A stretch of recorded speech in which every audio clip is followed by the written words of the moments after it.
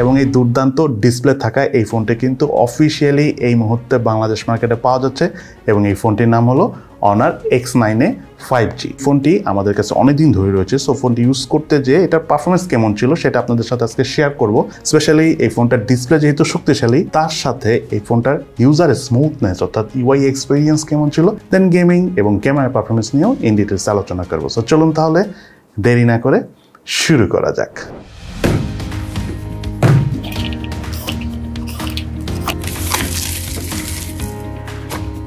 মোবাইলটির box কন্টেন্টে রয়েছে user manuals, sim tray ejector, soft plastic back cover, type C USB charging cable, 40 ওয়াটের fast charger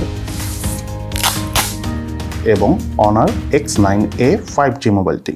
এক ধরনের mat টেক্সচারের finishing থাকা এই মোবাইলটির রিয়ার প্যানেলে কিন্তু রিং সাইজের রয়েছে বিশাল একটা ক্যামেরা হাউস, যার চারদিকে ক্যামেরা রয়েছে। মেইনলি আসলে 3 দিকে ক্যামেরা রয়েছে, নিচে রয়েছে একটা ফ্ল্যাশ লাইট এবং এই 3টা ক্যামেরার মধ্যে মেইন ক্যামেরাটা হলো 64 মেগাপিক্সেলের, সেই সাথে 6.67 ইঞ্চি ডিসপ্লে সহ এই মোবাইলটির থিকনেস হলো 7.9 মিলিমিটার এবং ওয়েট হলো 175 গ্রাম। ওভারঅল বেশ স্লিম এবং স্ট্যান্ডার্ড সাইজ হওয়ার কারণে সিঙ্গেল হ্যান্ডে আমরা বেশ কমফোর্টেবল ভাবে এই ফোনটি ইউজ করতে পেরেছি। আমার কাছে থাকা এই মোবাইলটির কালার ভেরিয়েন্টের নাম হলো টাইটেনিয়াম সিলভার। এই মোবাইলটি কিন্তু আরো দুটো কালার ভেরিয়েন্ট রয়েছে।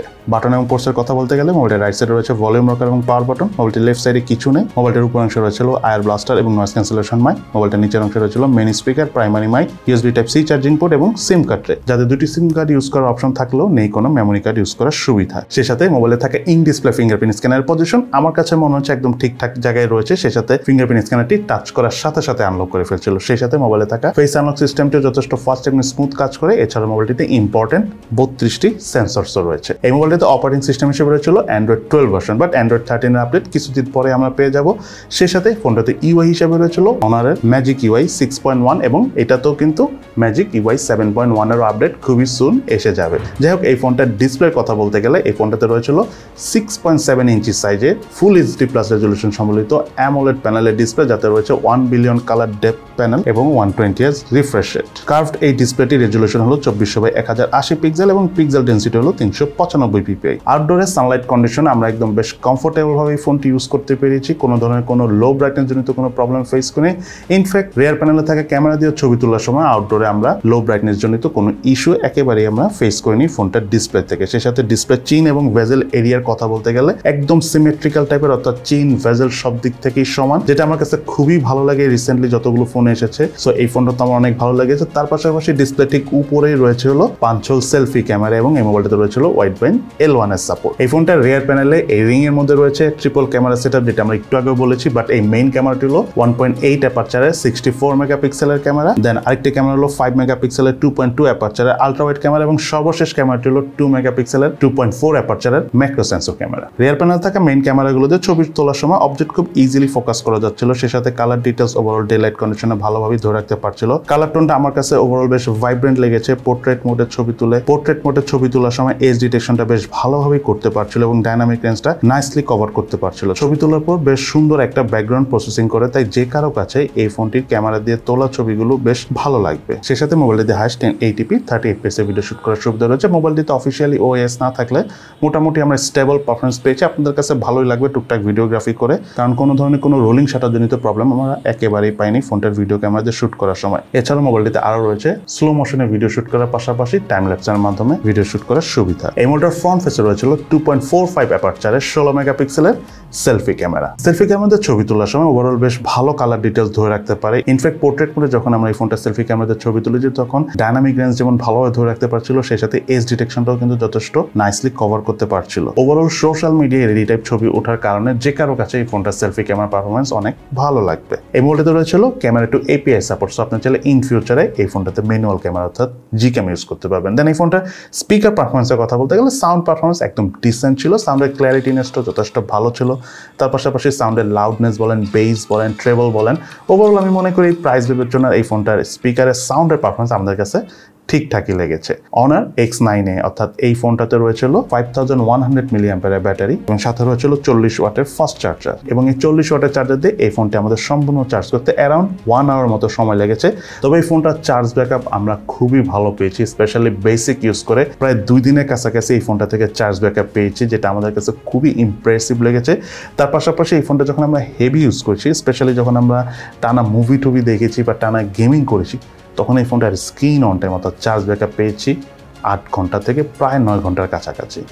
এই মোবাইলটিতে রয়েছিল স্ন্যাপড্রাগনের 695 প্রসেসর, এটি একটি অক্টাকোর প্রসেসর এবং 5G প্রসেসর, যার ট্রানজিস্টর সাইজ হলো 6 ন্যানোমিটার, এবং জিপিইউ হিসেবে মোবাইলটিতে রয়েছিল Adreno 619। মোবাইলটির আন্তর্জাতিক স্কোর পেয়েছি আমরা 4,03,922। এছাড়া বেঞ্চমার্ক স্কোর এবং স্টোরেজ স্পিড টেস্টের রেজাল্ট আপনারা স্ক্রিনেই দেখতে পাবেন। এই ফোনটার গেমিং পারফরমেন্সের কথা বলতে গেলে, ফোনটাতে আমরা PUBG গেমসটা খেলেছি মোটামুটি মিডিয়াম গ্রাফিক সেটিংয়ে, বেশ স্মুথ পারফরমেন্স সহ আমরা লং টাইম গেম প্লে করতে পেরেছি, খুব একটা ল্যাগিং এর দেখা পাইনি। In fact long time game play করার সময় PUBG গেমসটা এই ফোনে খেলে কোনো ধরনের কোনো হিটিং এরও দেখা পাইনি, যেটা আমাদের কাছে অনেকই ভালো লেগেছে। এবং সেই সাথে ফোনটাতে আমরা ফ্রি ফায়ারের মতো লাইট গেমসগুলো খেলেছি, যেটার পারফরমেন্স যেমন ভালো ছিল, কল অফ ডিউটি গেমিং পারফরমেন্সও মিডিয়াম রেঞ্জের গ্রাফিক সেটিংয়ে যথেষ্ট ভালো পেয়েছি। এবং সেই সাথে ফোনটা দিয়ে আমরা অ্যাস্ট্রোনাইন গেমসটা খেলেছি, যেহেতু কালার অ্যাকুরেসি অনেক ভালো এই ফোনটার ডিসপ্লেতে, সো গেম প্লে করে অনেকই ভালো লেগেছে। এবং তার পাশাপাশি আরেকটা লাইট গেম eFootball, যারা খেলে থাকেন তাদের কাছে তো অনেক ভালো লাগবে, কারণ হলো এই ফোনটার ডিসপ্লের কালার কোয়ালিটি অনেক ভালো। এবং পারফরমেন্সের কথা বলতে গেলে ফুল গ্রাফিক সেটিংয়ে আমরা কোনো ধরনের কোনো ল্যাগিং ছাড়াই লং টাইম গেম প্লে করেছি, যেটা আমাদের কাছে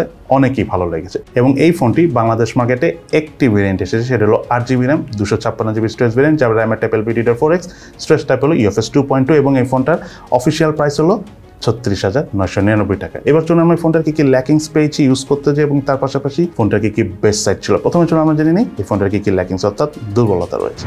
এই ফোনটার নাম্বার 1 ল্যাকিংস যেটা আমার কাছে মনে হচ্ছে, সেটা হলো এই ফোনটা দিয়ে 4K তে ভিডিও শুট করার অপশন থাকা উচিত ছিল, এবং সেই সাথে ওআইএস ক্যামেরা থাকা উচিত ছিল। যদিও এই ফোনটার ক্যামেরা পারফরমেন্স যথেষ্ট স্টেবল, বাট স্টিল যদি ওআইএস থাকতো তাহলে আমরা আরও ভালো পারফরমেন্স পেতাম। দেন আরেকটা কথা যেটা না বললে নয়, 36-37 হাজার টাকা ফোন হিসাবে এই ফোনটাতে কিন্তু কোনো ধরনের কোনো ওয়াটার অথবা ডাস্ট রেসিস্ট্যান্ট সার্টিফিকেশন নেই, যেটা আমি মনে করি এই ফোনটা ডিজার্ভ করতো। এছাড়া প্রাইসের কথা যদি আমি বলতে চাই, অফিসিয়ালি যেহেতু ব্যাড ট্যাক্স দিয়ে আসে, বাট স্টিল যদি আরেকটু কম হতো আরও ভালো হতো। কিন্তু এই ফোনটার যদি আমি ভালো দিকের কথা বলি, নাম্বার 1 অর্থাৎ প্রথমেই যে বিষয়টা বলবো, এই ফোনটার ডিসপ্লে কিন্তু দুর্দান্ত লেভেলের ভালো এবং অনেকই শক্তিশালী, যেটা আপনারা নিজেরাও দেখেছেন এবং নিজেরাও বুঝতে পেরেছেন। তার পাশাপাশি ডিসপ্লের কালার কোয়ালিটিও কিন্তু অনেক ভালো, শুধু যে শক্তিশালী তা না, কালার কোয়ালিটি অনেক ভালো, ব্রাইটনেস অনেক ভালো, আউটডোরও আমরা কমফোর্টেবলভাবে ইউজ করেছি। এবং ইউজার স্মুথনেসের কথা বলতে গেলে, মানে মাল্টিটাস্কিং করেও কিন্তু আমাদের অনেক ভালো লেগেছে। সেই সাথে চার্জ ব্যাকআপের কথা বলতে গেলে প্রায় 2 দিনের কাছাকাছি চার্জ ব্যাকআপ পেয়েছি, যেটা আমাদের কাছে অনেক ভালো লেগেছে। তার পাশাপাশি 40 ওয়াটের চার্জার থাকার কারণে কিন্তু 55 মিনিট থেকে 1 ঘন্টার মধ্যে কিন্তু ফুল চার্জ হয়ে যায় ফোনটা।